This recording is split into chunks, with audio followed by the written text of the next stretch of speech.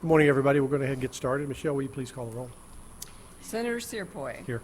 Fitzwater. Bean. Bernskoetter. Esslinger. May. McCreary. Mosley. Rowden. Thompson-Rader. Trent. A quorum being present. The first, we'll do executive session. We get a few more people here, but for right now, we're going to start the hearing for, we'll start with House Bill 2057.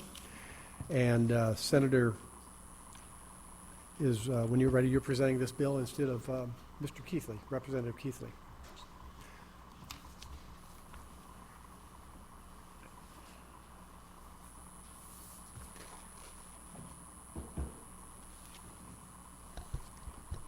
Thank you, Mr. Chairman and members of the committee. I am Senator Holly Thompson-Rader presenting House Bill 2057 for Representative Keathley, who apologizes that he can't be here.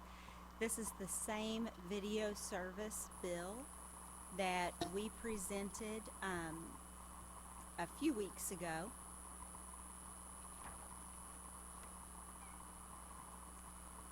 And this bill basically fixes some of the language,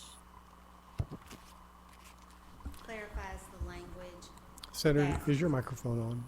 I'm sorry. Is your microphone on? It is. Is Okay. it not picking me up?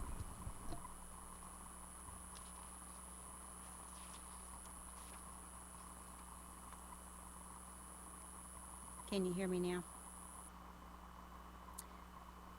So this bill includes this.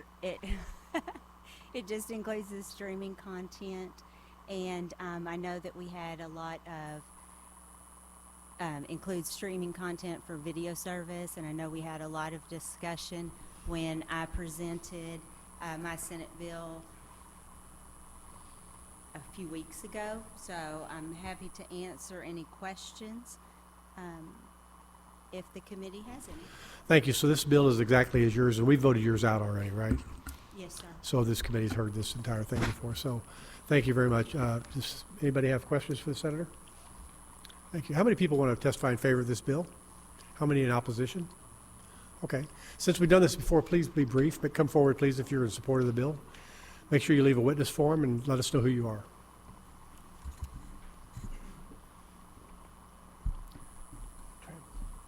I'm going to go next, okay?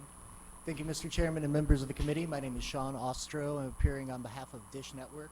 Like you said, Mr. Chair, you've heard this bill in several iterations, and including most recently in Senate Bill 947. We stand in strong support, and we ask for the committee's support. Very much. Any questions to this witness? Seeing none. Next in favor, please come forward.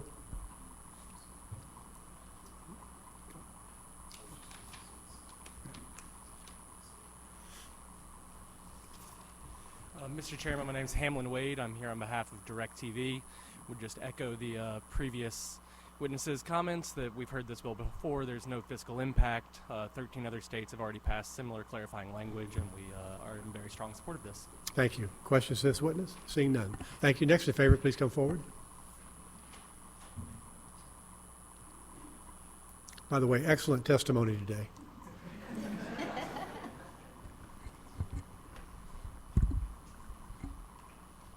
Good morning, Chairman, members of the committee. Earl Scissors, representing Netflix and Chill, going on record in support of this bill. Thank you very much. Questions? Seeing none. Thank you. Next in favor, please come forward. First person in opposition, please come forward. Opposition?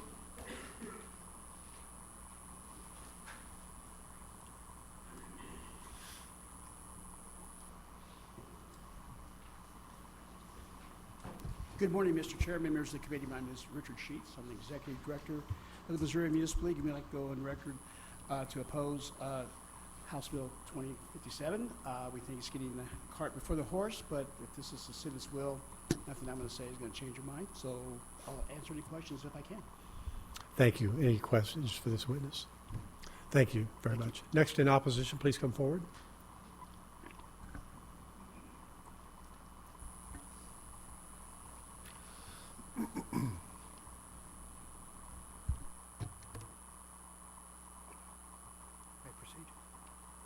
Thank you. My name's John Mulligan. I am a career municipal attorney. I'm currently city attorney for University City, here to testify in opposition to this bill. This bill essentially is contrary to the existing purpose of the Video Service Provider Act, and also is inconsistent with the deal reached between the industry and the cities just 3 years ago. The purpose of the bill is to, what I understand, to clarify language, but actually it changes the substance of the act. The act provides that the purpose is to provide a competitive field for video services, and also to provide a more predictable source of funding for cities and counties. This bill would do neither. 3 years ago, the deal was that the cities and counties would be able to present to the voters use tax pursuant to the Wayfair decision.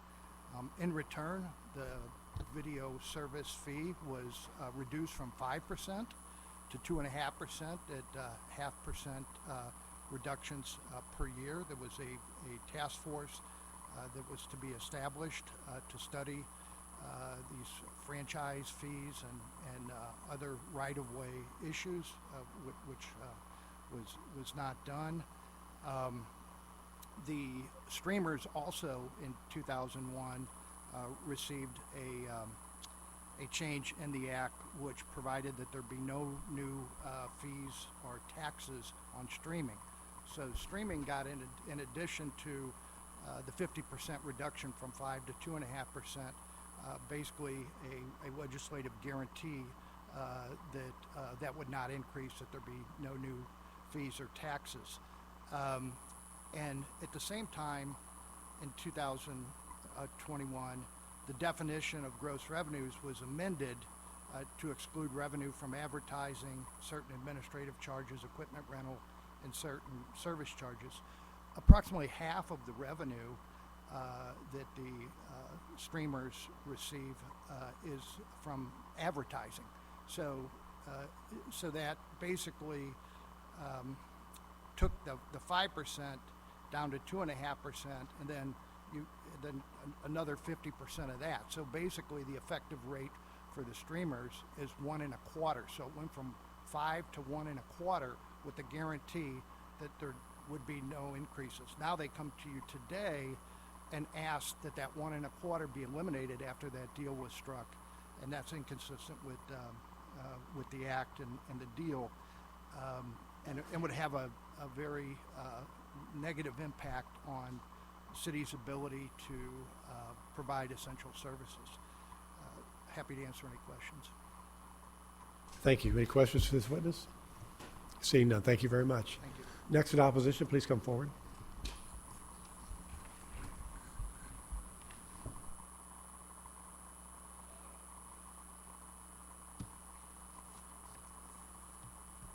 Good morning to the committee. My name is Steve Berezny. I'm here in my individual capacity, though I also happen to be a legal counsel for the cities in the litigation that is, I guess, the impetus of this bill. This has been the 6th or 7th time I've been either before this committee or a House committee, and I know a lot of people have heard this before, and I'm not going to spend time and waste people's time rehashing something that you've already heard. But there is one thing that I did want to mention, just to keep in mind. In all of the times I've been before the House or the Senate in these committee hearings, I've never heard a single constituent of yours come here and ask for this bill to be passed. Who have you heard from every time? It's been Dish, Netflix, DirecTV. That's it, the streamers. This is something that's being pushed by the industry. And why is that? Ask yourselves, why is that? It's because they're wanting something for free. Keep in mind that we're talking about the public right-of-way, right? Who pays for the public right-of-way? It's me, and it's everybody else here. We're all paying for this, and they're wanting a freebie. That's what this is about. Your constituents aren't asking for this. A private company wants to get additional corporate profits that all of us in this room pay for, and that's not okay. That's all I've got. Thank you very much, and if you have any questions, I'm happy to. Thank you. Senator Trent. Just a quick comment. Sure. Would love to extend to you the opportunity to come to my district. We'll knock on 100 doors. We'll ask them about this bill, and I think you'll be surprised at the results. Any other questions for this witness? Seeing none. Thank you very much. Thank you. Next in opposition, please come forward. Anybody for information purposes? That will conclude the hearing on House Bill 2057.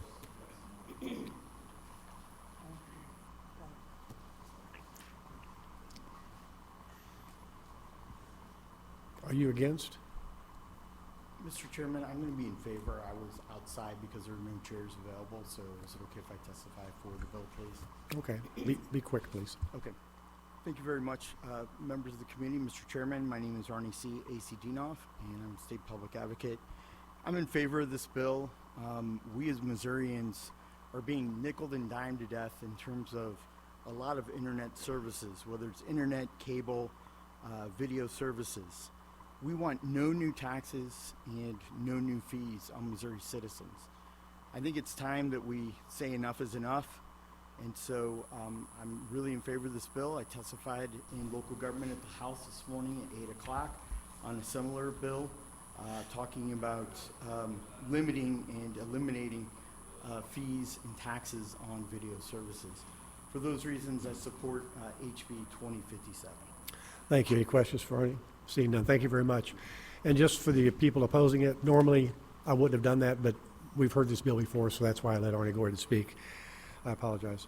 I think right now, before we go to the next bill, that'll end the hearing on House Bill 2057. I move that we go to executive session. Do I have a second? We have a second? Wait a minute. Do I have a second? Second. We have a second. All in favor, please say aye. Aye. Opposed? Say no. The ayes appear to have it. The ayes do have it. We are now in executive session. The first bill I'd like to bring up before the committee is Senate Bill 1283 from Senator Bernskoetter. So I move we bring it up before the committee. Do I have a second? Bernskoetter. All in favor, please say aye. Aye. Opposed? The ayes appear to have it. The ayes do have it. We now have 1283 before the committee. First of all, I want to say I move that we do pass 1283. Do I have a second? Second. Holly seconded it. Discussion on this. If you remember, 1283 is dealing with sewage fees and testing. Senator Bernskoetter, would you like to refresh the committee's memory on that?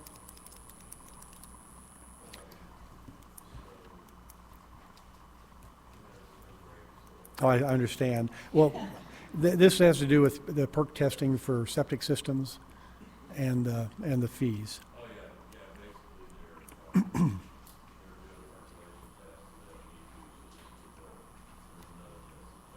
Right. Any questions, comments? Okay. I've already made the motion and got a second, so Michelle, will you call the roll? Senator Cierpiot. Aye. Fitzwater. Bean. Bernskoetter. Esslinger. May. McCreary. Mosley. Rowden. Thompson Raider. Trent.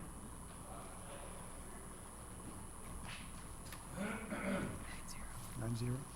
By your vote to 9-0, we have voted to pass Senate Bill 1283. I now move that we bring Senate Bill 1262 before the committee. Do I have a second? Who's the second? Give Holly a second. All in favor, please say aye. Aye. Opposed, say no. The ayes appear to have it. The ayes do have it. Senate Bill 1262 is before the committee. If you remember on 1262, well, let me make the do pass. I move that we do pass 1262. Do I have a second? Second. 1262 is Senator Bean. Would you like to refresh the committee's memory on this? This is the bill that says if you have a solar farm on your property, you cannot use the condemnation process to go to the next farm. It's pretty basically what it says. Right. Any questions or comments? Seeing none, I've already made the motion and a second, so Michelle, please call the vote. Senator Cierpiot. Aye. Fitzwater. Bean. Bernskoetter. Esslinger. May. McCreary? No. Mosley? Rowden? Thompson Raider? Trent?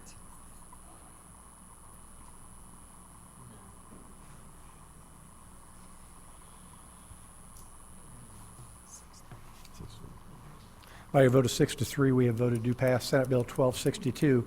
I now move that we bring Senate Bill 1411 before the committee. Do I have a second? All in favor, please say aye. Aye. Opposed?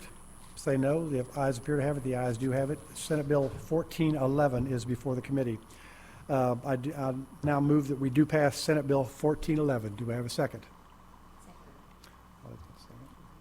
All, the discussion on this will be, Senator May, would you like to refresh the committee's memory on this? Yeah, this is a bill that we passed back in the House years ago as a relationship between the cities and the utilities on the small cell towers and the design of those cell towers to bring broadband. So that's basically this. And this is just an extension of the sunset.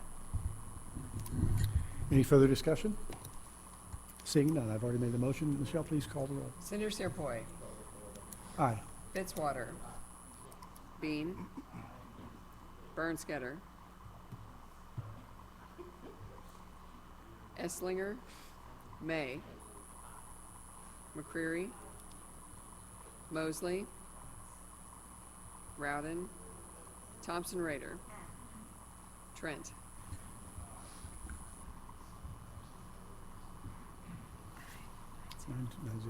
By your vote of 9-0, we have voted to pass Senate Bill 1411. Just a minute.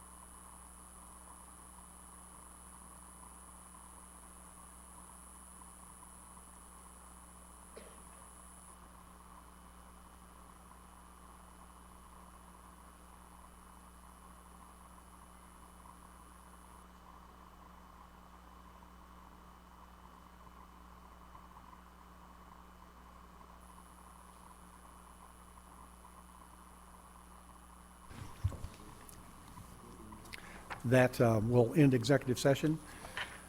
I move we leave executive session. Do I have a second? All in favor, please say aye. Aye. Opposed, say no. We are now out of executive session. Next up, Senator Brown, would you like to start with Senate Bill 1360? Are we ready? I don't know what the vote is. They told me What are we doing 65 first, and Mr. this is Chairman? 250. 1360? Yes, do 1360. Good morning, Mr. Chairman, members of the committee. For the record, I am Senator Justin Brown, representing the 16th District. Today, I'm here to present Senate Bill 1360. Senate Bill 1360 establishes the Missouri Defense and Energy Independence Act. This bill would authorize a qualified company to claim a tax credit to not exceed $6 million for conversion costs incurred by the company for converting the company in order to produce chemicals, metals, gases, or rare earth minerals. That will be used in projects designed to decrease or eliminate reliance on foreign-produced materials. This bill provides the business community and entrepreneurs with a critical tool that will facilitate positive economic change in our state. This tax credit authorized by Senate Bill 1360 helps those innovators lower the risk of their investment and control costs so they can successfully conclude their test and initiate production. Finally, Senate Bill 1360 establishes grants for Independence Foreign Influence Fund, which would be used by the Department of Economic Development to provide grants qualified to companies amount not exceed $500,000. What this bill really does is it will allow tax credits for companies to mine cobalt in this state. So if you like your cell phones and your iPads and everything else, it has cobalt in it, and that's being mined from China right now, and we want Missouri to be on the forefront of cobalt mining. And with that, I will entertain any questions.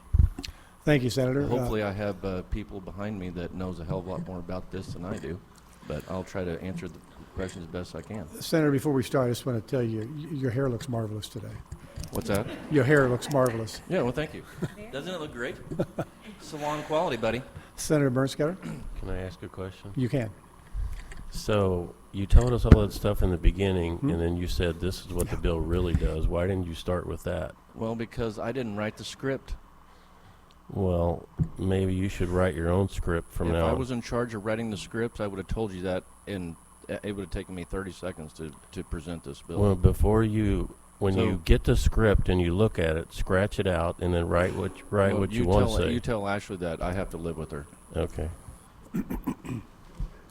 Any other questions? Thank you, Senator Brown. How many people want to testify in favor of this bill? How many in opposition? There better not be any in disfavor of this bill. First person in favor, please come forward and make sure you leave your witness form and let us know who you are.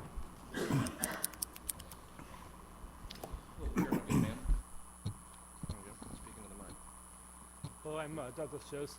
Thank you, Chairman Cierpiot and Committee, for allowing me to speak with you this morning, and thank you for Senator Brown for introducing the bill. I'm the Chief Technology Officer of Jost Chemical Company. It's a family-owned business that's headquartered in St. Louis, Missouri. We employ 387 people in St. Louis to manufacture various high-purity inorganic and organic salts used in nutrition, food, pharmaceutical, consumer product, and other uses. And we service over 1,000 customers worldwide. The reason why we support this bill is that there are certain externalities in the marketplace that have caused companies to no longer make certain materials in the United States, and they've gone elsewhere, like China, India, and other places. That could be pharmaceuticals, could be military chemicals, computer chip materials, and things that are critical to the defense of the nation. Why we support the bill is it gives financial incentives to address various issues where it could be environmental rules, regulations, certain risks, like, for example, making pharmaceuticals. Going directly to consumers, you're taking on a high risk. There's really no risk for failure. And so why would companies want to take on that risk unless there could be some incentive to help de-risk?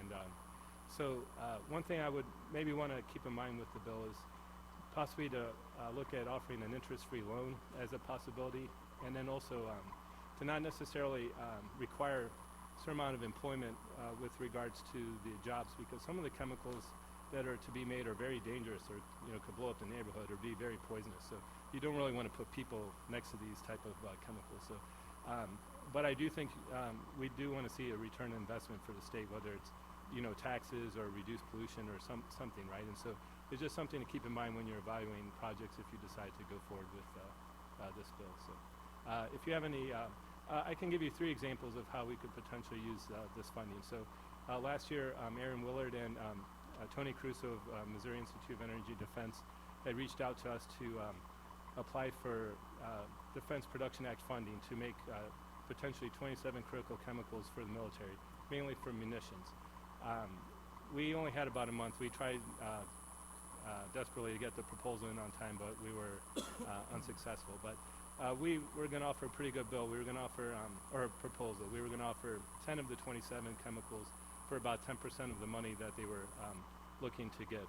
And one way you could potentially help with this type of funding is providing in-kind supports for federal money, so to try to bring in more federal money into the state. Even though we weren't successful in getting that money, there may be other opportunities for making these military chemicals that we'll pursue.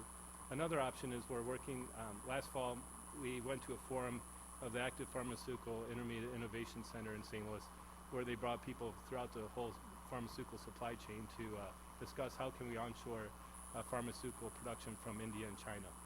And a lot of the issues was with regards to the profit. Where does the profit rely in the supply chain? And so, like for example, we have a lot of regulation costs and environmental costs, but the profit doesn't necessarily come to us. So we're looking at possibly going further downstream, but then there's more risk of potentially providing sterile drugs directly to hospitals or pharmacies. But we are in discussions with the API Center to do that, to offer drugs that are on the drug shortage list to directly to hospitals to decrease their costs and increase availability. And it would be helpful to have funding to provide like robotic sterile filling systems and things to help reduce the risk. And then another example is that we, last fall, at the request of Professor Kwame at Missouri University Science and Technology and Tony Caruso at Missouri Institute of Energy and Defense, to join the Missouri, the Critical Materials to Advance Energy Consortium. That consortium involves the university, along with Kansas City, UMKC, and a variety of companies, Doe Run, Missouri Cobalt, Interco, Enersys, and others.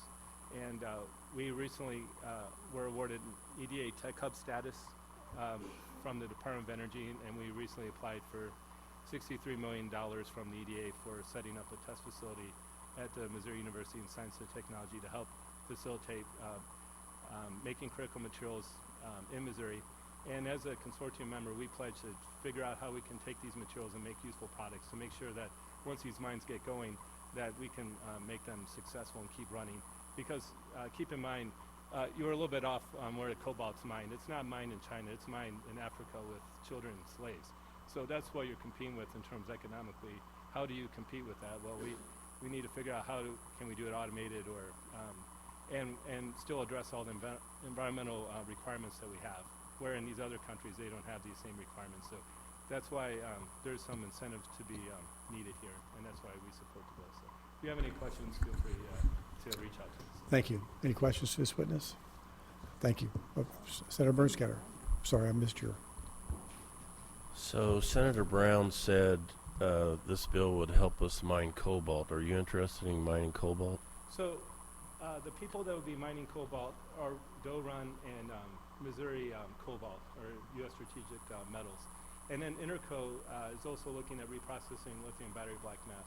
We were looking at doing that, but we have to decide where we fit in this supply chain, and that doesn't make sense for us. So what we would do is we would take the materials that they would make. So is there anybody here that's interested in mining cobalt? We wouldn't be mining. It would be like Doe Run or Missouri Cobalt. Is anybody here from Doe Run? I don't think so. Okay. Thank you. Yeah. Any other questions for this witness? Seeing none, thank you very much. Next in favor, please come forward.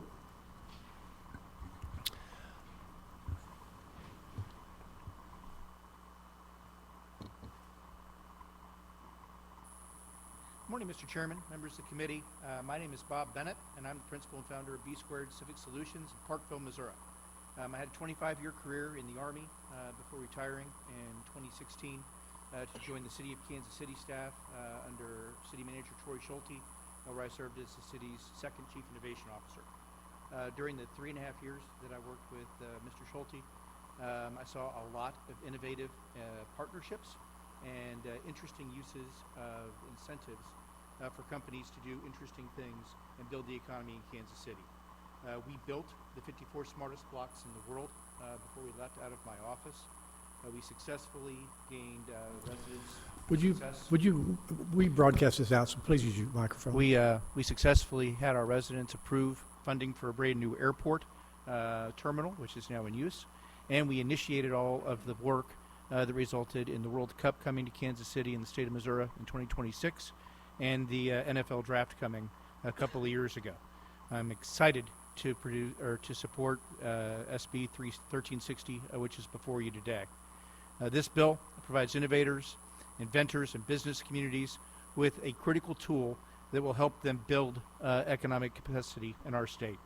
12 of the 18 materials that the Department of Energy identified as critical components for goods from the cell phone that y'all are looking at in terms of taking notes today, to EV batteries for those of you who drive those types of vehicles, to microchips that power your computers and this sound system we're using today, all come from many of the critical materials that are available naturally here in Missouri. And up until about 2013, we refined those products and put them into the product chain here. But the environmental issues associated with Herculaneum and that plant caused that plant to be closed down. Through the Critical Materials Crossroads, the work that Dr. Caruso is going to brief you all on here in a little bit, we are able to find environmentally ways to do that. And it's Missouri residents who are coming up with a lot of those technologies through the partnerships with Missouri S&T, the coordination at UMKC, and across the entire state. The products that we will create are all part of the batteries that you use, the night vision goggles that our soldiers use in national defense operations, and quite frankly, anything that requires a 21st century lifestyle.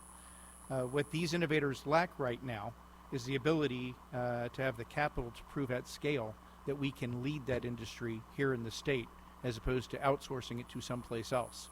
In Arizona last week, $20 billion was deposited to companies headquartered in Arizona. We could do the same thing here. These tax credits are not a handout. They are not a grant.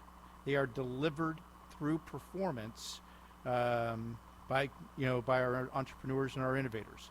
The addition of performative tax credits as part of the economic development suite of tools encourages growth and reasonable risk-taking by these businesses. We all laud the daring of the men in the arena that President Roosevelt talked about. SB1360 allows you all to sort of give the women and the men tools to actually help them fight in that arena instead of fighting alone against the Intels and the NVIDIAs and those folks in the world. Pending your questions, this concludes my testimony. Thank you. Any questions? Seeing none. Thank you very much. Thanks. Next in favor, please come forward.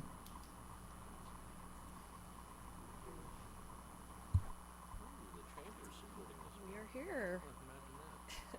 Good morning. Excuse me, you got me off. Kara Cortes on behalf of the Missouri Chamber that our bill sponsor was highlighting. Here to support. We think this is really important for leveraging and maximizing our state's current position as a top 10 state for technology manufacturing. This means manufacturing things like semiconductors, as stated, and in order to leverage and maximize that position, we also have to make sure that we have the upstream goods that go into computer chips, like they talked about cobalt. And so this is really important. Our state has natural advantage, a lot of abundant natural resources in this, and this bill will help us really use that to the best of our potential and hopefully make Missouri a great state for tech manufacturing today and in the future. For these things we're happy to support. Take any questions you may have. Thank you. Any questions? Seeing none. Thank you very much. Next in favor, please come forward. Please leave your witness form and let us know who you are.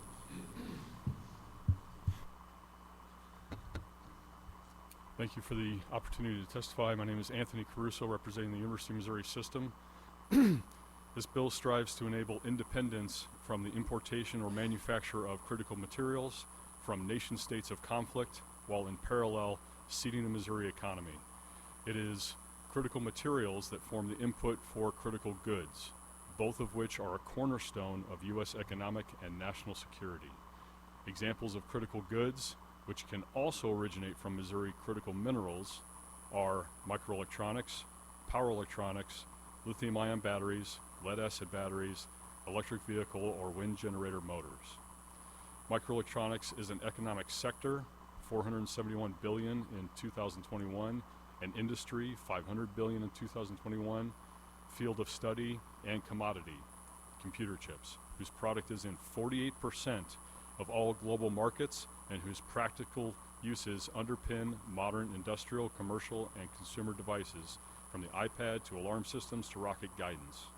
In the same light, rechargeable batteries are another major cornerstone that realize electric vehicles, to electric grid storage, to the mobile devices that underpin U.S. daily functionality.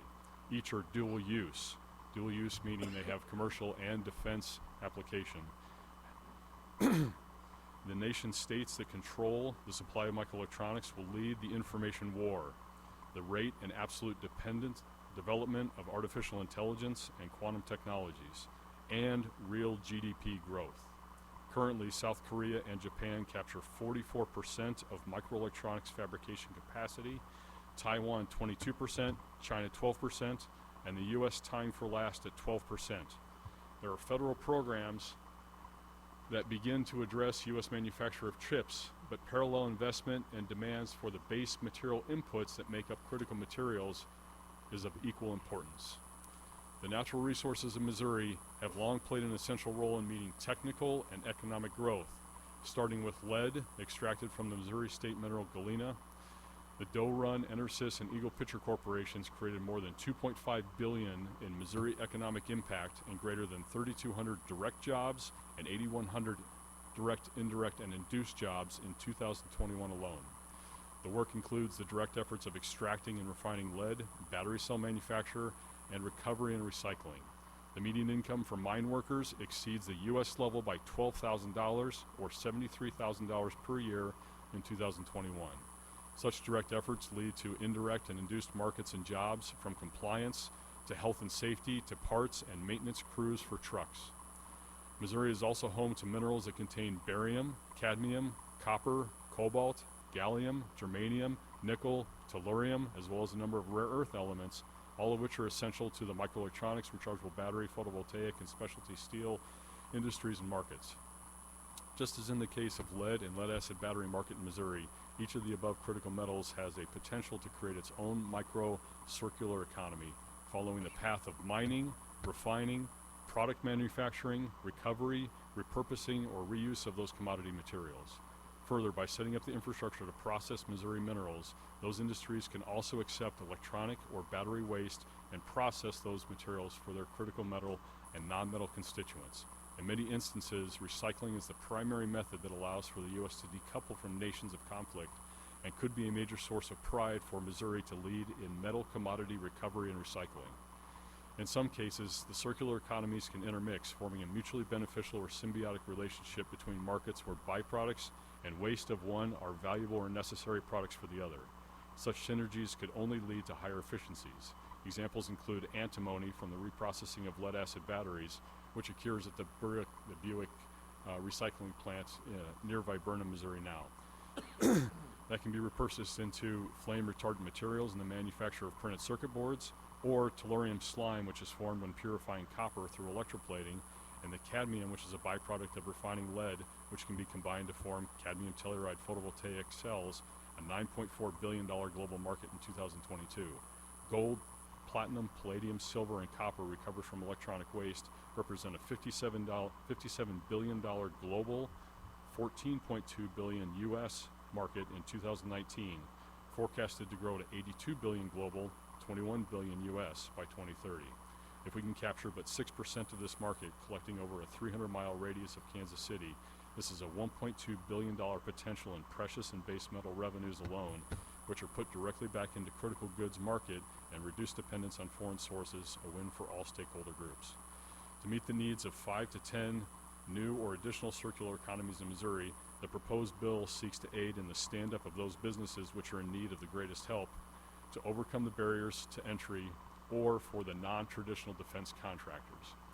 The Missouri Senate should expect the requested $40 million in tax credits and $10 million in direct funding, with $500,000 ceilings on the latter, will act to spread risk and enable feedback on the return on investment before considering larger investments.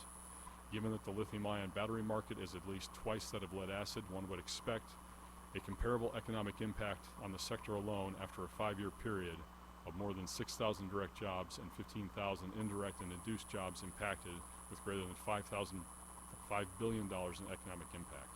The funds approved from Bill 1360 should be expected to draw and catalyze federal and private equity investment, capturing the expansion and stand-up of entities that deliver the critical minerals and materials for critical goods. I am here on behalf of the University of Missouri system. We are not benefiting from this bill directly. We will benefit from it indirectly through the innovation that we can bring to the marketplace. We're here for general economic development across the state. Thank you. Thank you. Any questions for this witness? Seeing none. Thank you very much. Next in favor, please come forward.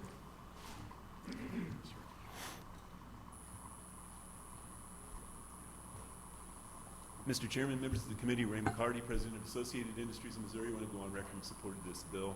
You know, for more than 30 years, we've been trying to encourage state and federal governments to be involved and do things that would encourage manufacturing and mining in the United States. And we've watched all of that over the last 30 plus years go to other countries. We see this bill as a way to start bringing some of that back, and so we're happy to support it and happy to answer any questions. Thank you, Ray. Any questions? Seeing none, thank you. Next in favor, please come forward.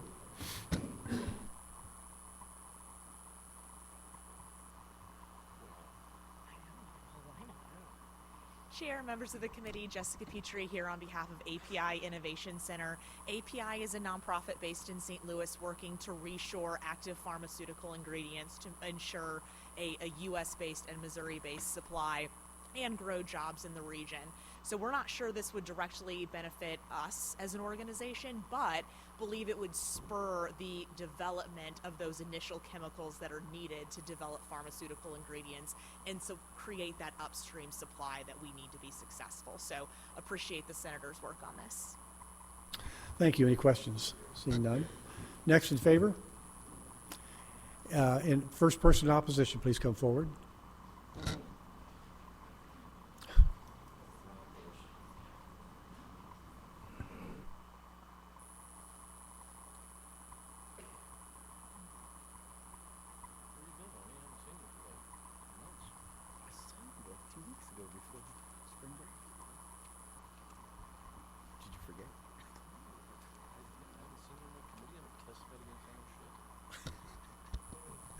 Good morning, members of the committee, Mr. Chairman. My name is Arnie C. A.C. Dienoff, State Public Advocate.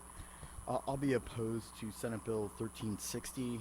I'm opposed to tax credits overall.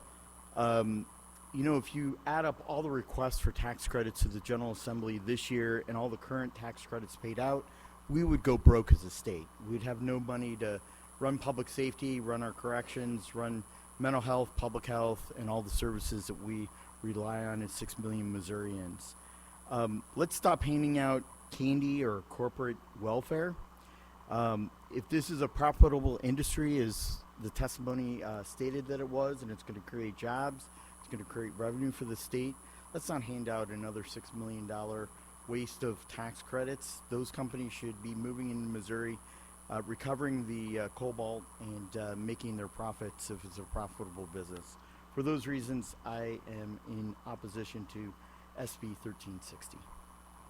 Thank you. Any questions for Arnie? Seeing none, thank you very much. Next in opposition, please come forward. That will conclude the hearing on Senate Bill 1360. Mr. Next up Chairman, will be, can I make some final comments? Oh, okay. Will they be concise? Well, what it boils down to is if you love America, you'll vote for this bill. Thank you. Thank you, Senator. Next up will be Senate Bill, God help us, Senate Bill 1018, once again by Senator Brown, sorry. Thank you, Mr. Chairman, members of the committee. For the record, I am Senator Justin Brown, representing the Senate 16th District. I'm here today to present Senate Bill 1018. Senate Bill 1018 states that whenever the state or municipality requires a broadband or video service provider to relocate their telecommunications infrastructure installed for the purpose of delivering internet video service to customers, the state or the municipality shall reimburse the internet and video service providers for all relocation costs. At this time, we don't have a fiscal note, but the House version of this bill came back with a $35 million fiscal note. That's less than 2% of the $1.9 billion road budget that we have. Costs to relocate facilities can be extremely expensive and burdensome. Providers should not have to incur relocation costs when those costs are caused by factors beyond their control. If a utility chooses to move their facilities, they should be responsible for the costs associated with that move. However, if a provider is forced to move because of road construction, the entity performing construction should be responsible for utility providers' moving cost. I do have a committee substitute which mirrors the House version. There are no changes to the intent of that, so I'm happy to take any questions. Again, I'm hoping there's people behind me that knows that can answer your questions better than I probably can. But Okay, so so the committee knows there is a sub coming out. The sub will be the same language as the House bill that passed. Yes. Okay, and it's been distributed, right? Investor-owned utilities that have this same thing, if they're if Kansas City Power Light or Evergy or Ameren's transferring for a road expansion or something, they get to collect because they get to put that in their base in the next rate case. Is that So right? a good example of this is going to, we're starting construction on I-70. There's going to be a lot of those moves of these facilities and these providers, and that's going to be very expensive. I mean, my God, we're going from Kansas City to St. Louis, right? Making 2 lanes, adding 2 lanes to the. You're going from Interstate 7. Wentzville to Blue Springs. Well, okay, so minus 20 miles on each end. Of I'm it, just so. saying, St. Louis and Wentzville. So you're saying that the facilities buried along I-70 is going to have to be moved? I can't see it Yeah, properly. there's going to be a lot of that. Yeah. Okay, thank you. Any questions for Thank Senator you, Brown? Carlo May, for pointing that out. 40 miles is a big deal. Senator Brown, stop. How many people want to testify in favor of this bill? How many had opposition? Okay. First one in favor, please come up and please be as concise as possible.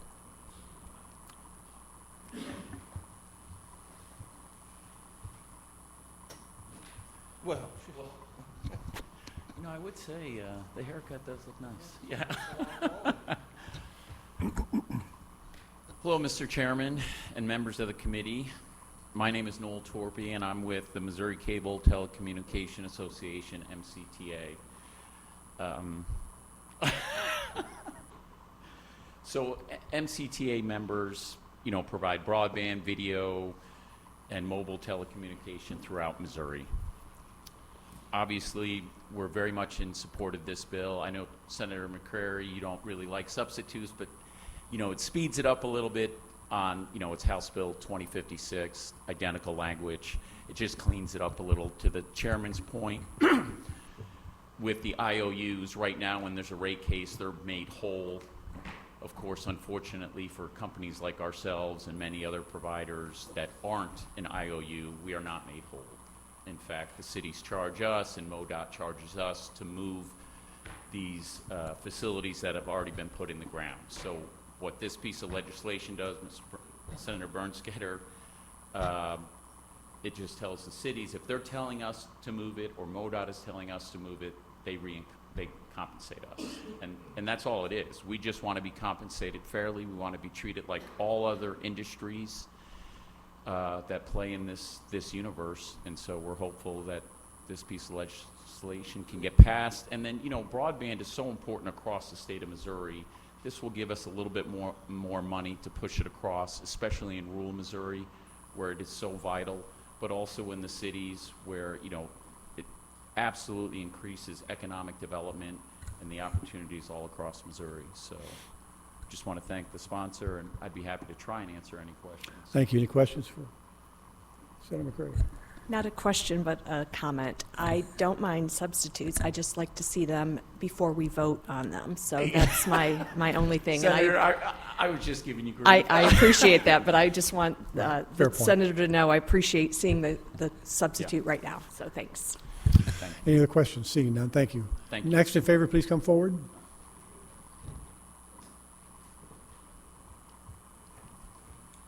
Mr. Chairman, members of the committee, Raymond Party Associated Industries in Missouri, want to go on record in support of this. We're also strong supporters of transportation, but we believe this is a necessary cost in that transportation planning, and it's something that should be compensating those companies. Happy to answer any questions. Thank you. Any questions? Seeing none, thanks, Ray. Next in favor, please come forward.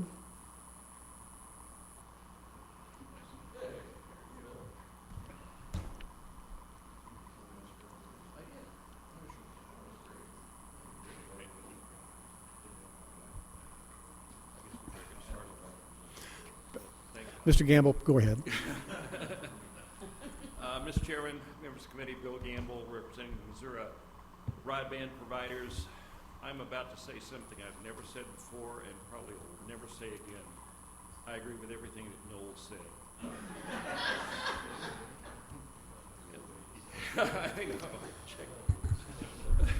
No, we're in support of the bill. Let me ask, I've been waiting. Is there anybody from the industry that's going to speak today?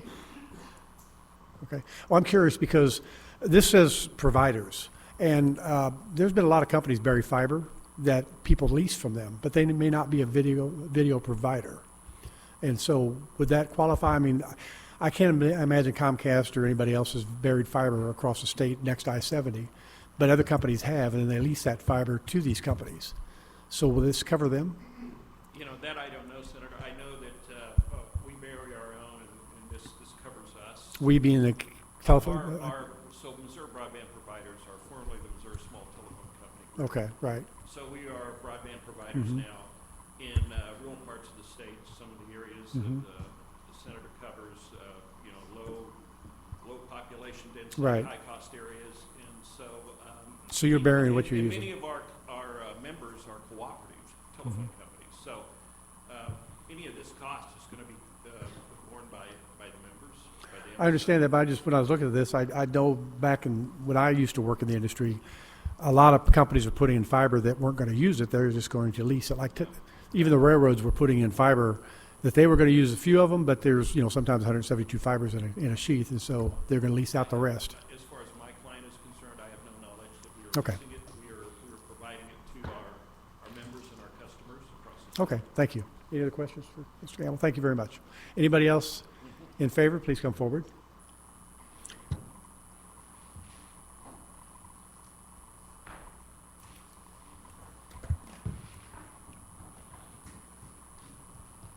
Good morning, Mr. Chairman, members of this committee. Derek Leffert representing Gateway Fiber. We are in full support of this bill. Who do you represent? Gateway Fiber, Okay. internet service provider. To your question earlier, I believe the dark fiber stuff is going to be more geared towards the middle mile providers, but we actually have quite a bit of plant along I-70 in the areas that we serve and plan to serve. So any additional costs that we would incur as a result of MoDOT or someone else doing a relocation is not something that we planned on, and as such shouldn't be forced. All right. Well, with this bill, the present language, will it cover those middle mile as you describe them that aren't actually putting electronics on it? They just I can't speak to that. I would encourage, and I can find out. With our middle mile provider, like a Bluebird Network or somebody like that, they would be able to speak more intelligently to that. But we're specifically last mile fiber to the home. Okay. Thank you. Any questions for this witness? Seeing none. Thank you very much. Next in favor, anybody else? First person in opposition, please come forward. I think we're still in favor. We're still in favor. We're still in favor.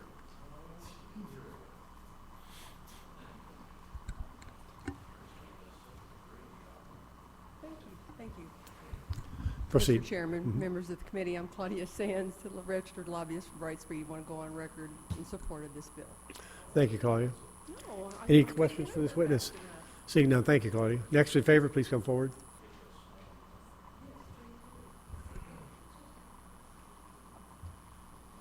Good morning, Mr. Chairman, and members of the committee. Jeremy Ketter with AT&T, and we are in support of this bill. Thank you. Thank Any you. questions? Seeing none.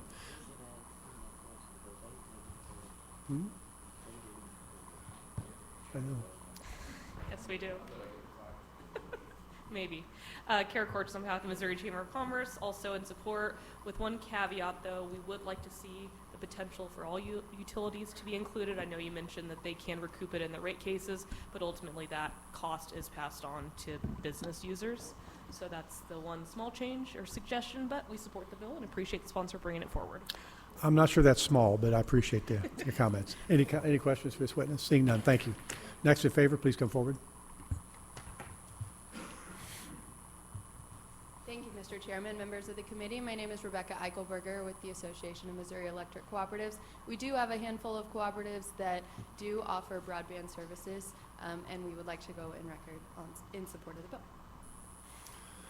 So today, when a co-op is asked to move utilities, whether it's electrical or anything else, do you recover that, or do you have to eat those costs?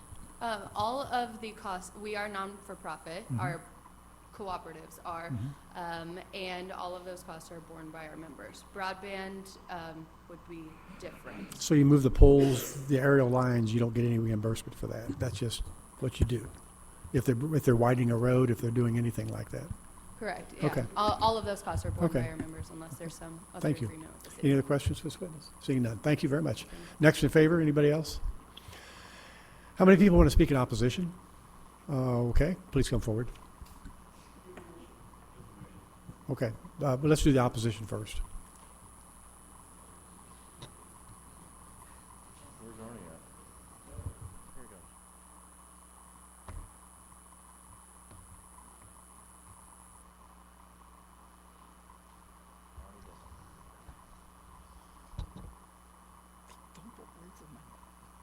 Internet. Good morning. Thank you very much, members of the committee. My name is Arnie C. ACD, State Public Advocate. Thank you for hearing from me. I'm opposed to SB 1018. If utility companies and telecommunication companies are in the public right-of-way, known as the row, they're at their own peril. These for-profit companies took that risk. They knew that risk going in. They built this risk into their charges and into their business model. Relocation services and cost of relocating utilities is just the natural way of doing business, day by day, week by week, month by month, on projects and to move Missouri forward. $5 million fiscal note, that's a bunch of baloney. $5 million will not pay for the I-70 project. It might pay for, I don't know if somebody said 20 miles is a joke, but it might pay for 30 or 40 miles in terms of relocation services. This is a risk and peril at the utility's expense. It's not fair to place this burden upon cities, villages, counties, and the state of Missouri, to include the Missouri Department of Transportation. For those reasons, I'm opposed to SB 1018. Thank you, Mr. Chairman. Thank you for your testimony. Anybody have questions? Seeing none, that will conclude the opposition. For information purposes, please come forward.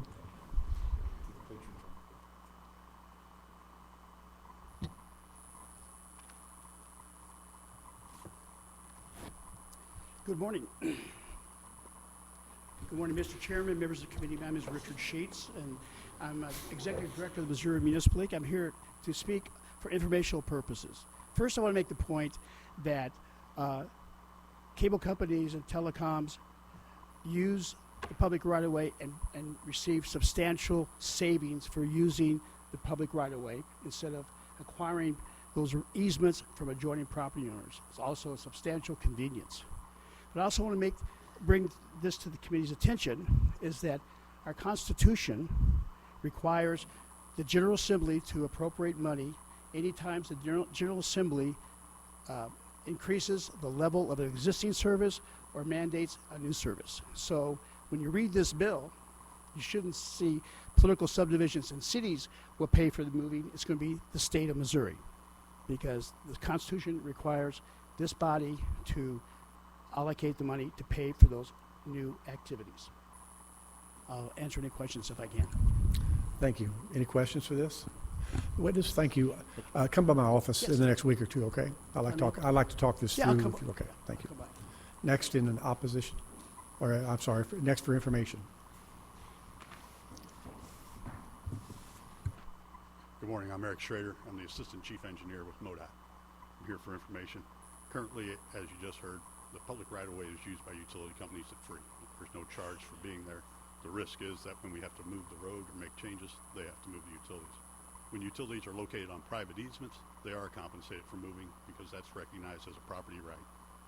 This is set forth in the Code of State Regulations, Division 10, Chapter 3 spells out in detail how these both methods are handled. And if you have any questions. Thank you. Any questions for MoDOT? Seeing none. Thank you very much. Anybody else for information purposes? That will conclude the hearing on Senate Bill 1018. Next, we'll do Senate Bill 1280. And Senator Bernskoetter, will you? Betcha. We have to acknowledge him? We don't have to acknowledge him, do we?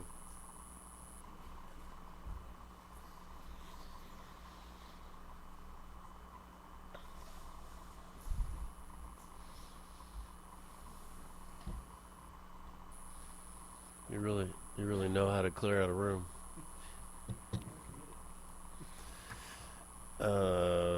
Senator Cierpiot, whenever you're ready, go ahead with Senate Bill 1280. Thank you, Mr. Chairman and committee members. This bill was Senate Bill 1280. This bill was created by looking at best practices in several other states to improve Missouri's regulatory environment. I've been involved in a lot of productive and collaborative conversations with stakeholders since its filing. And you'll be glad to hear that the committee substitute that you have is much shorter and simpler than the original bill. The committee substitute will only include language to allow water, sewer, and gas utilities to use a future test year as part of the traditional 11-month rate case process. A future test year is utilized by a majority of states around the country and 5 of Missouri's border states. It is what's used by the National Association of Regulatory Utility Commissioners at their rate school to teach commissioners, staff, and utilities how to calculate and make adjustments to rate cases. This method is different than how rate cases have been calculated in Missouri, which utilizes historic test year. Historic test year uses information from a previous year or 12-month time period to set future rates. The problem with this is that the information is dated. A future test year uses more current information so that rates better reflect the cost of providing service. Just as a business or even a state of Missouri plans with their budgeting looking ahead, this method allows regulators to set rates based on updated information. There are consumer protections built into this bill that make sure that customers are protected if capital and labor costs do not meet authorized levels. The process is much more collaborative regarding a utility's proposed capital budget. Interveners are able to weigh in on future investments, and the Commission is able to make adjustments to the utility's capital budget before the money is spent. This is much more involved and proactive approach than a historic test year, and where commissioners and the interveners only review investments for prudency after they have been made. I appreciate the committee's consideration, and there are several witnesses behind me that will explain this in greater detail. Thank you, Senator. I'll be happy to answer any questions. Questions from Senator May? No questions. Anybody want to speak in favor, please come forward.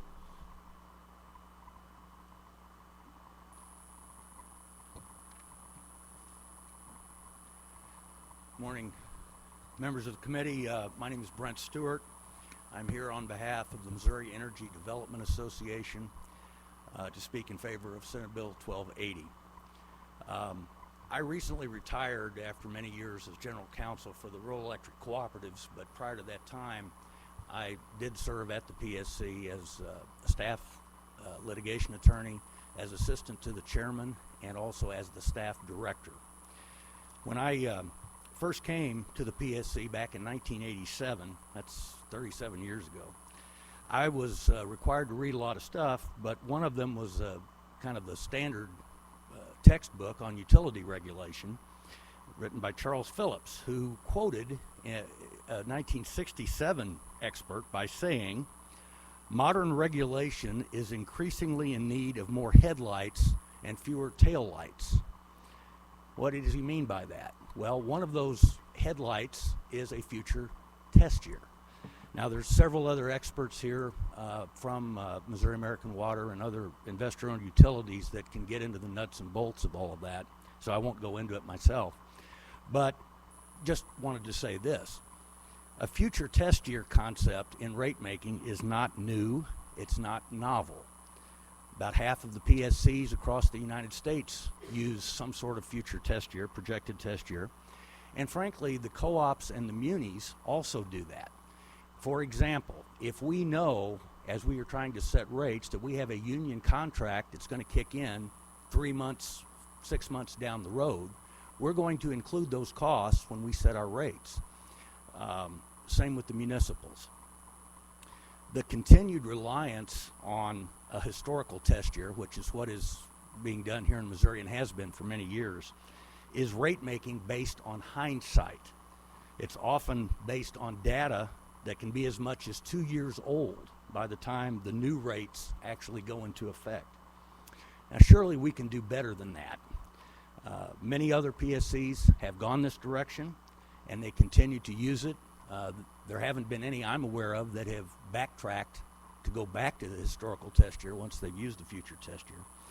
And especially in this case, there's been a lot of discussion since the bill was first filed with the experts at the utilities and the PSC staff, and they've included some new language in this substitute that provides for reconciliations and even refunds back in case the projections in the test year are not right. So it does have consumer protections. I'd like to just preempt what I think my good friend John Kaufman is going to testify to here in a little bit. I'm going to quote former Democratic senator, co-sponsor of the Public Counsel legislation back in the 70s, and former PSC chairman Al Miller, who in his concurrence in the 1985 big Callaway rate case over the Callaway plant said this: In a competitive market, the investors accept the full risk of management decisions. Under regulation, because of the obligation to serve, the risks should be shared between the investors and the ratepayers. Disallowances based upon the prudent investment theory used by the Public Service Commission accomplishes that result. I'm happy to answer any questions. Any questions? Seeing none, thank Thank you you. for your testimony. Anybody else in favor? Please come forward.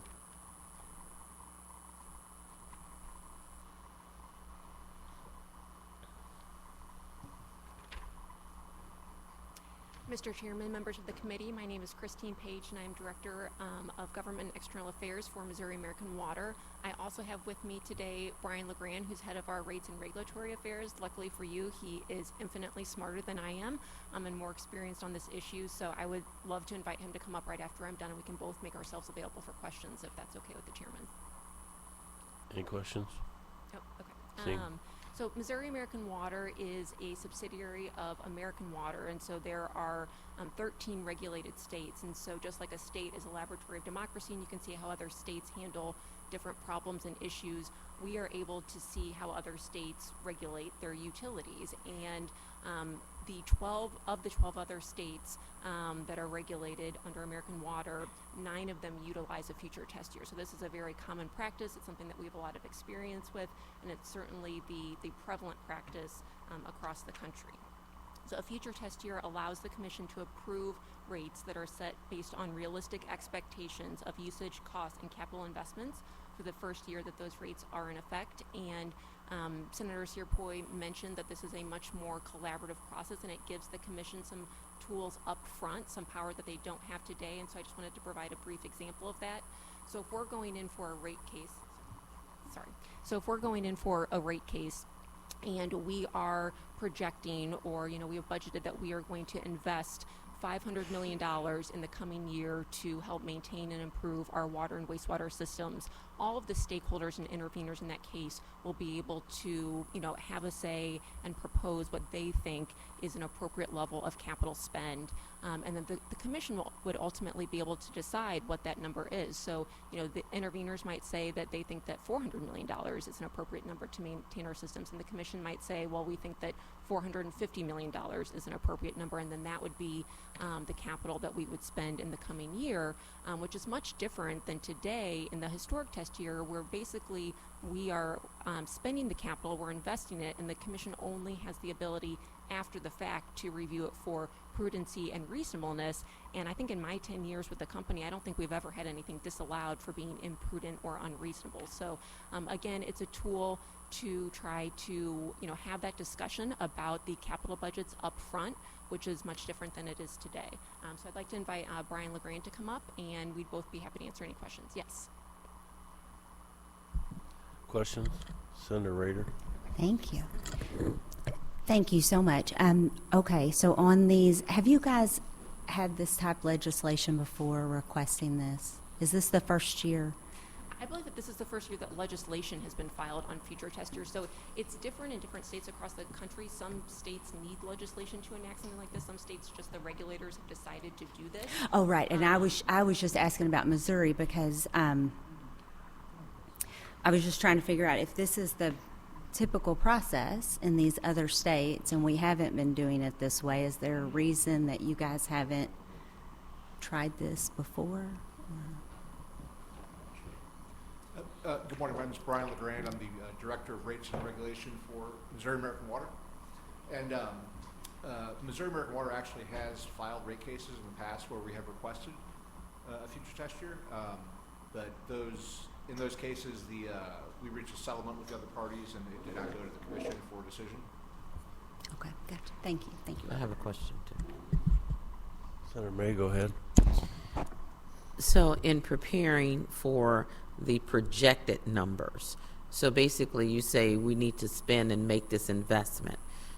So if you work it out with the PSC, Public Service Commission, on that projected number, say you said it was $5 million, they say, well, we think $4 million is good.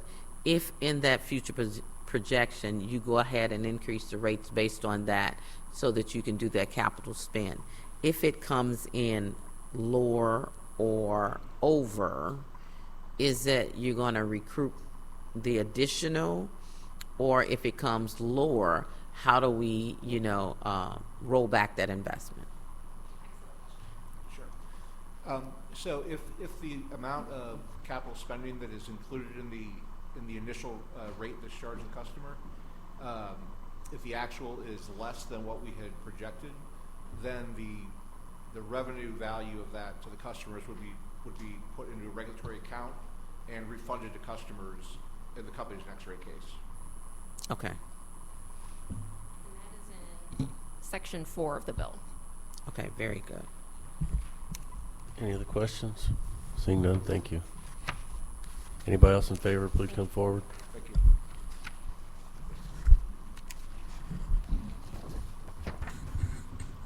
Thank you, Senator Bernskoetter. Mr. Chairman, members of the committee, Larry Ploy, Spire, Missouri Natural Gas.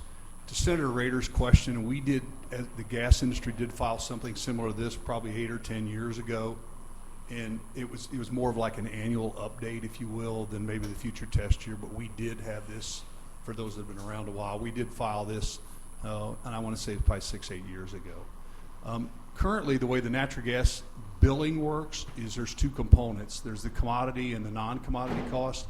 We are currently doing almost identical to this mechanism that's being proposed for the commodity cost already. We're projecting what the gas costs are going to be, and we're reconciling.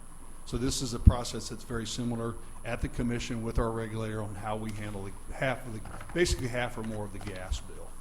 We also operate in the state of Alabama. That's our next largest customer base. We've been doing this since the 1980s with the future test year. And the commission has basically rejected capital projects for us on the front end, which they don't really have the ability to do in Missouri now for various reasons. Not necessarily they're not warranted, but just to maybe control the rise of rates in that state or whatever we're doing. So the commission does have front-end engagement on this process that they typically don't have as part of a formal process now. I'd be happy to answer any questions. Questions? Seeing none. Thank you, Larry. Next in favor?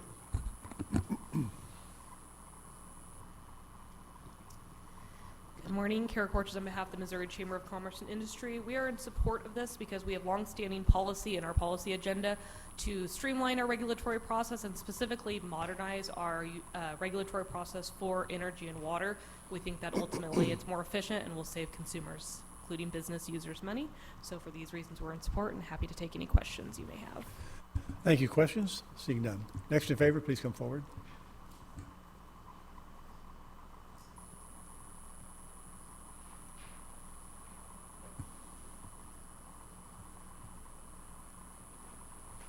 Mr. Chairman, members of the committee, Zach Pollock with the Missouri Natural Gas Association. No need to repeat everything the previous witnesses have said and want to go on record in support of the bill.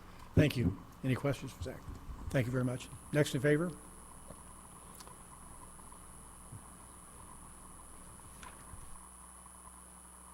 Chair, members of the committee, Jessica Petrie here on behalf of Summit Utilities and Liberty Utilities. Also want to go on record in support. Thank you. Questions? Seeing none. Next in favor? Mr. Chairman, members of the committee, Fred Dreiling today representing Burns & McDonnell Engineering based in Kansas City. The bill originally filed would have led to a much needed investment in our utility infrastructure, and Burns & McDonnell does that kind of work for many of our investor-owned utilities, and therefore we'd like to go on record in support. Thank you. Questions for Fred? Seeing none. Next in favor? Please come forward. First person. How many people want to speak in opposition? Okay. Come on. First person in opposition, please come forward. Once again, please leave your witness form and let us know who you are. Good morning. John Kaufman on behalf of the Consumers Council of Missouri. And we are opposed to this legislation. I'll focus just on the future test year, which is what the sub I was just handed relates to. The bottom line, though, the future test year will lead to higher rates. It's basically an inflationary escalator for the same level of service that you now receive. It will be higher. So if you want to raise bills on your constituents, if you want to take money away from the families who are struggling to pay their bills every month, this is a way to do it. I don't believe a majority of states do the future test year. Last time I checked, there were 20 states that utilized some version, although there may be some quibbling about the definitions there. Essentially, what it would be doing is telling the Public Service Commission that they could not audit actual results and look at actual data, look at actual receipts and actual expenditures. Rather, they would be looking at the budgetary projections of the utility, rosy scenarios about what they think or how high they think rates might be. Of course, that is very hard. You will probably never have an adjustment made for imprudence or unreasonableness because everything looks rosy and good in the future.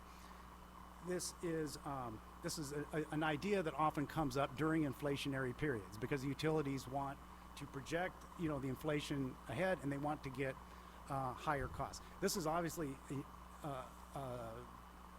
something that can be gamed, and as it's written, it looks as if this is only applied if the utility requests it. So if we're in a period of declining costs, which has happened in the past, they won't request it.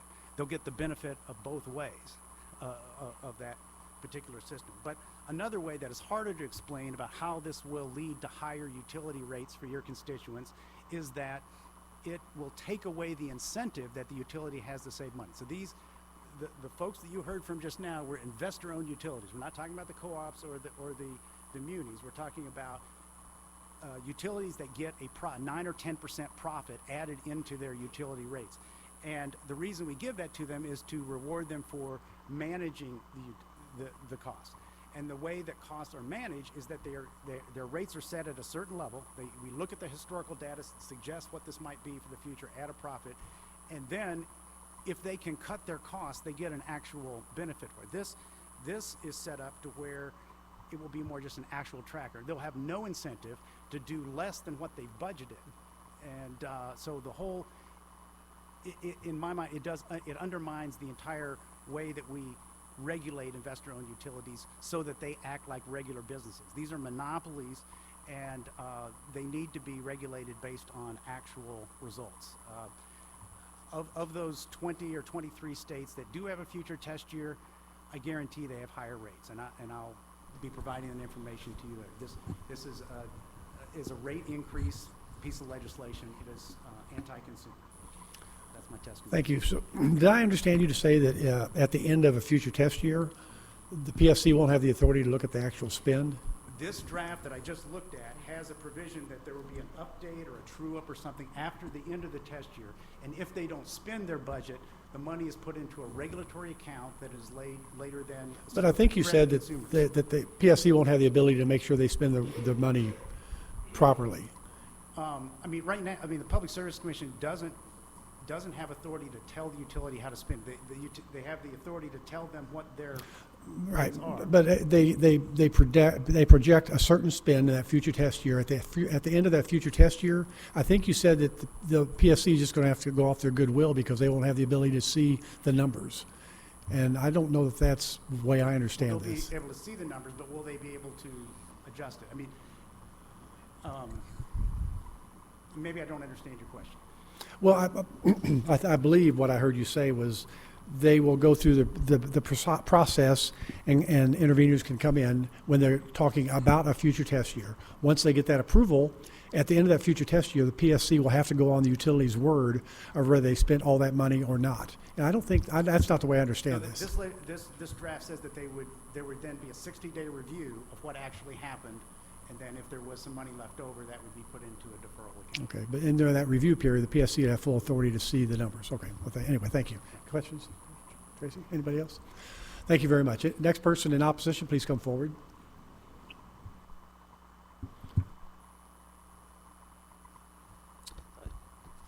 Good morning, Chair, members of the committee. My name is Michael Berg.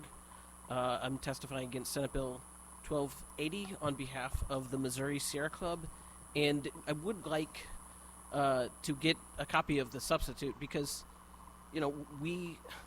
I came here because there's a public bill that has features that are very alarming to us, and it seems like they're not in the version, but it's, which I'm glad, but also, if there's a public version of a bill and then people come to testify and there's already been a negotiation that happens before public testimony, I don't think that's a great process. We are alarmed, so want to know what's actually in the bill that's being proposed, because what's public would weaken and politicize the Office of Public Counsel, shorten rate cases, remove rights of interveners, limit public participation in decisions that doesn't help the public and doesn't help the ratepayers. It would narrow the definition of what the public interest is for what OPC can look at, and would take away public interests such as climate and the environment, which we're very concerned about. It would also very much limit the ability and the time period in which interveners can be involved in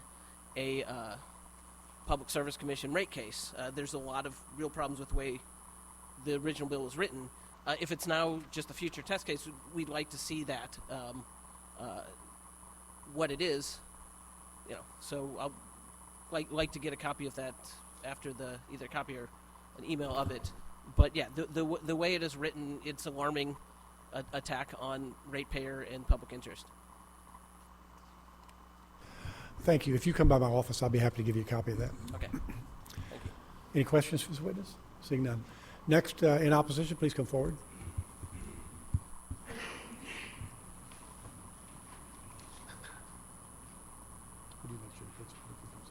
Good morning. Thank you, Mr. Chairman and Senate committee members. My name is Bill Wallace, and I am the Executive Director of Missouri Veterans Endeavor. We are a nonprofit in St. Louis County that provides housing and social work-based therapeutic services to veterans and their family members who are experiencing homelessness. And I am here today I'm also a former Missouri Veterans Commissioner, as appointed by the Honorable Governor Jay Nixon. And I'm here today in opposition to Senate Bill 1280. In our world of homeless services, utility insecurity is a huge contributor to housing. And for our veterans in particular who come to our veteran community, we have a veteran community in St. Louis County that provides housing, as I mentioned, and social work-based services to veterans and their families. And 95% of the veterans who come to live in our veteran community come with utility debt.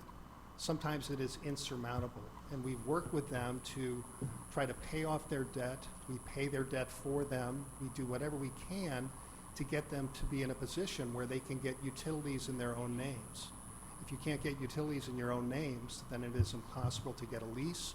You certainly cannot get a mortgage. So this bill is conducive to raising the rates. And as far as setting a rate on something in the future, that seems to be a very vaporous image. And we don't see that this would be an opportunity for our veterans and our homeless population in the St. Louis region to really get their feet underneath themselves and be able to absolve their debt and be able to be permanently housed. There have been rate increases in the previous years. Almost every 9 months we get a notice that there's going to be a rate increase from some sort of utility, and it's spinning out of control, and it just contributes to the homeless population in St. Louis, across the state, and really across the country. Also, to have the Consumers Council not really able to legally participate in utility rate cases, again, because this number that's going to be set from future beliefs of what the budget would enhance would not give them the right to advocate for those who are marginalized and underserved. Are there any questions? Thank you very much for your testimony. Any questions? Seeing none. Thank you, sir. Thank you. Next in opposition, please come forward.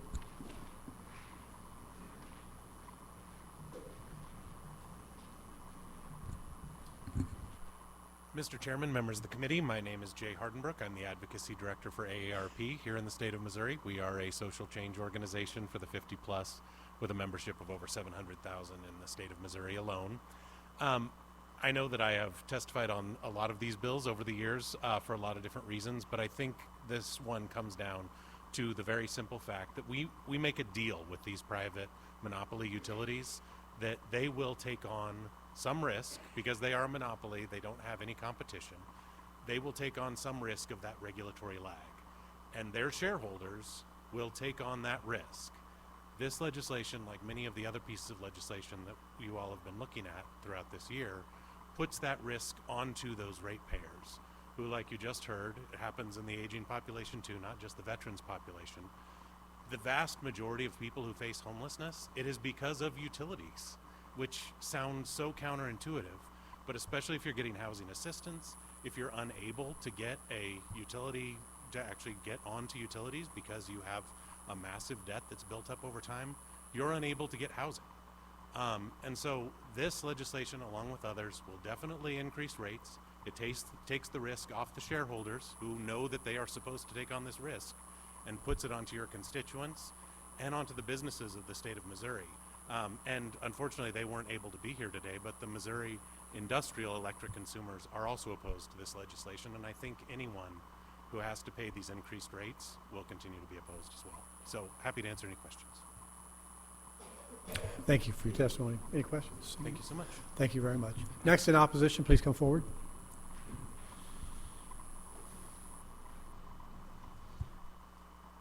Thank you very much, Mr. Chairman, members of the committee. My name is Arnie C., ACDNOF, State Public Advocate. I'm opposed to SB 1280. And the first thing I'd like to start out is I really don't appreciate legislators hiding substitute bills and language. It is totally unfair to Missourians who make the trip to Jefferson City to testify for or against a particular bill. It's very important, and it should be normal protocol, and maybe we need to change the Senate rules to hold some responsibility and people accountable, but there needs to be an additional hearing before this Senate Committee on Commerce and Energy to give the public ample opportunity, ample time, and to be in compliance with Chapter 610 of the Revised State Statutes of Missouri, the Open Meetings Act, because to keep a substitute bill from the public is just atrocious, and I don't appreciate it as a member of the public. The first issue on the first segment on the bill states with commissioners. Instead of being appointed, I believe in an elected system. The commissioners, instead of who gives the most campaign donations to the governor, that we need to have commissioners elected from every congressional district, and the 9th commissioner should be elected Arnie, just at to large. say, what you just said a minute ago, we added nothing to the sub. We took a lot out, but what the sub is now was in the original bill. So that you should have been prepared for that. We didn't add anything that you didn't know about. The sub has only one part of the original bill, but we did not add something and blindside you. And so the commissioner part is gone, as we've said. All that stuff is gone. This is only about the future test case. But that was in the original bill. Okay. I just wish somebody would have posted it to the Senate website this morning to give the public fair advance warning. My point being, though, if you're prepared to testify on this bill, that was part of this bill. And so I'm not surprising you by cleaning everything else out. It's just a much smaller bill now. Okay. So if I bring something up, I apologize, but I just don't know what the exact changes are. So there's a lot of scary changes in this bill for the Public Service Commission. They favor big utility. They have negative ramifications. Final orders within 230 days is just not feasible. It's not fair to Missourians. Changing the rules, allowing for settlement agreements, again, we're ditching Missourians who pay the consumer bills. Controlling the Office of Public Counsel, I don't know if that's been taken out of the bill or not, but that's the people's voice, and I really don't want you to mess with the Office of Public Counsel. Holding public hearings or up to 3 public hearings in a 130-day period is ludicrous and unachievable. We're cutting the process in not doing our due diligence of the commission, allowing those commissioners to make sure and examine all feasibility in all parts of the rate applications. I'd like to know what lobbyists brought forward this legislation and who provided the draft of the bill. I think that's very important to put that on the public record. Missourians are being taken advantage of and railroaded from St. Louis to Kansas City in this bill, and you said a lot of it was removed. I'm not sure what was removed and what's still in the bill. But when is someone on this committee or someone in state government going to take action against the state's highest water rate district? But yet this district pays itself $25,000 annually for a 45-minute public meeting and catered meals. It's Public Supply Water District number 2 of St. Charles County, who also owns and has assets of East Central Missouri Water and Sewer Authority. They own and operate all of the assets and operate East Central Missouri Water and Sewer Authority. And when is somebody who pays the highest water rates in the entire state going to take away the $25,000 salary paid for one meeting a month for 45 minutes with catered meals? That's ridiculous. That's highway robbery, and somebody needs to stand up and get the Attorney General involved, the county prosecutor, the state auditor, and there needs to be a hearing before this committee to bring that to a stop. That is atrocious, that is wrong, that is illegal, and that is violating state statute. When is the Senate and General Assembly going to stand up for Missourians and rate structures over corporate profits? Every one of you up on this dais was sent here for a purpose, and that was to represent 275,000 citizens. They want you to advocate on their behalf, not advocate on the profits of corporate or not-for-profit utilities. For those reasons, I'm opposed to SB 1280. Thank you. Any questions for this witness? Thank you. Anybody else in opposition? Anybody for information purposes?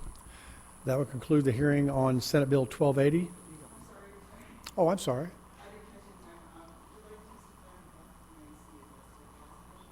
I'm sorry. We've already done the positive, the in favor. Yeah. Are you? Oh, okay. Yeah. Come on forward then. Okay. Thank you, Mr. Chairman and members of the committee. My name is Diana Plesha. I'm a lawyer for the Missouri Industrial Energy Consumers. That's a group of some of Missouri's largest employers. Most of my clients are large industrial manufacturers, and power is a very important cost of doing business for these companies. These companies compete globally, and so some plants compete with states and other plants. Some of our companies have plants in multiple states, and so our companies are looking to keep their costs reasonable in Missouri. We definitely need healthy and strong utilities that are able to have all the capital they need to provide good service. However, this particular bill, like several others that have been introduced for your consideration, would raise rates dramatically. The essence of this bill is that instead of basing rates on actual costs and actual updates to costs during rate cases that utilities do now, where you actually have data, hard data to look at on what all the components of the rate should be. You can present evidence regarding those. You can present analysis based on real data. A future test year is speculation by the utility using data that only the utility possesses, and it puts consumers and regulators in the dark. It's a very challenging type of paradigm in which to provide evidence regarding rates. And the inevitable conclusion of this is going to be higher rates, less predictability, and a much more negative environment in the state for industry, business, and residential consumers. So I would urge you not to adopt this legislation. It's certainly not necessary. Our utilities are doing very well. They're making excellent returns. I won't repeat the points I've made before on the other bills that had similar concerns, and I'm happy to answer any questions. Thank you. Questions for this witness? Seeing none. Thank you very much. That will conclude the hearing on Senate Bill 1280, and that will conclude the hearing. Thank you very much.